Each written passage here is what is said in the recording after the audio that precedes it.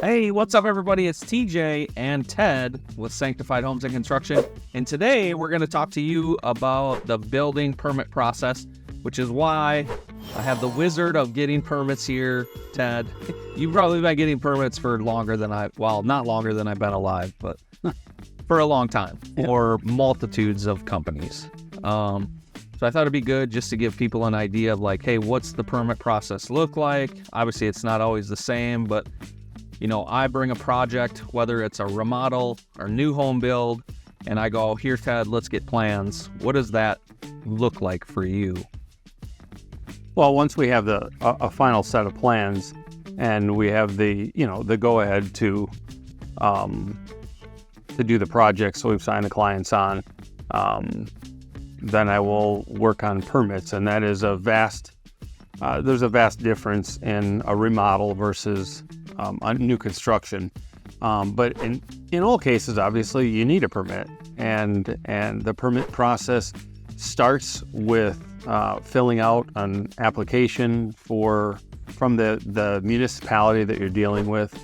It includes just a ton of stuff, from energy calcs to the literal sizes of the windows, the energy efficiency of windows, all the way through electrical drawings, as well as HVAC drawings, and there's just a lot of stuff that's involved in the process to get it started. And the price varies. I mean, you could do a house in one municipality that may be $3,200. I'm currently working on one right now that particular municipality, for a similar square foot house, is over $7,000 just for the permit fee. So there's a wide range of like pricing. Is it dependent on size of the work, or is it really just dependent on the municipality? Like you said, we have two in different areas, same size, but it's totally different. So there's no set standard.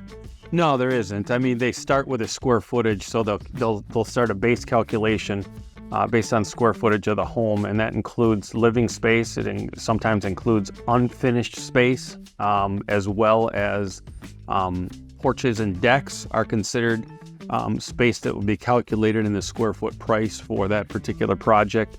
And you can get into, there's plumbing fees, the HVAC fees, the electrical fees, that are added on to that as a separate line item. So the square foot price is really where it starts, but it does vary from municipality to municipality. What about if I just go, hey, I want to pull permits to do something, and where am I starting? What is my first call? Who am I reaching out to? Like, what does that process look like for you?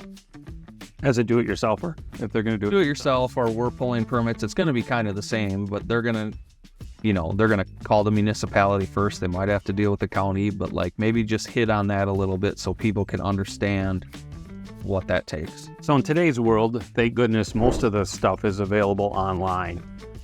So from my perspective, most of the information, it's not like a foreign document to me. It is something that I understand, and you can pull most of the information directly from the website. However, in some cases, if you're dealing with a county, you actually want to interact with a county for a couple of reasons. Number one, you want to develop a relationship with them, because inspectors, as they go through the process, inspectors have their own little quirks, their own little ways that they want to do things from that perspective. So then I'll start with trying to build a relationship to get an understanding and actually talk to somebody, put a face with a name, and get an idea of their specific expectations. Okay, so they've kind of made the contacts at the county. They understand what they need. Obviously, it depends on the scope of work. It depends on if they're building in town. Does it matter if it's in town or rural?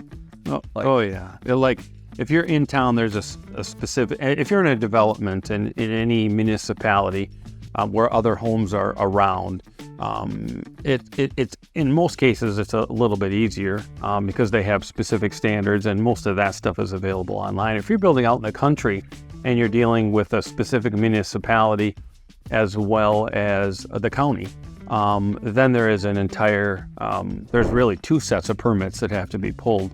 And if you're in a rural area, and that can include just the simple square footage calculations, If you're near a body of water, there are very specific permits that you need to pull for erosion control plans and watershed issues. There's just a lot of things that get a little bit more tricky when you're dealing with, something out in the country. Okay. Yeah. I mean, that makes sense. And guys, we're in Wisconsin. So obviously if you're seeing this, you're in another state, you need to check with your own municipality. So if we have a DIYer watching, they want to pull their own permit, do their work, like the quick and easy for you, I would say do this. I'm assuming it's just call the township, figure out what they need and go from there. Or is there any other advice you would kind of give somebody? If you're going to do the work yourself, that obviously you have to pull a permit. You still, as a homeowner, you still have to comply with all the code requirements, right? When you hire a professional, they're going to know all those code requirements. And listen, we all like to do-it-yourself projects, or at least some of us do. Just buyer beware. You could potentially pull a permit, get a permit approved, and then do your own wiring, electrical, plumbing, whatever it would be, and only to find out that it's not the code. And that inspector is going to hold you accountable just like they would hold us accountable if there was a problem. And then it's on you to fix it. So right.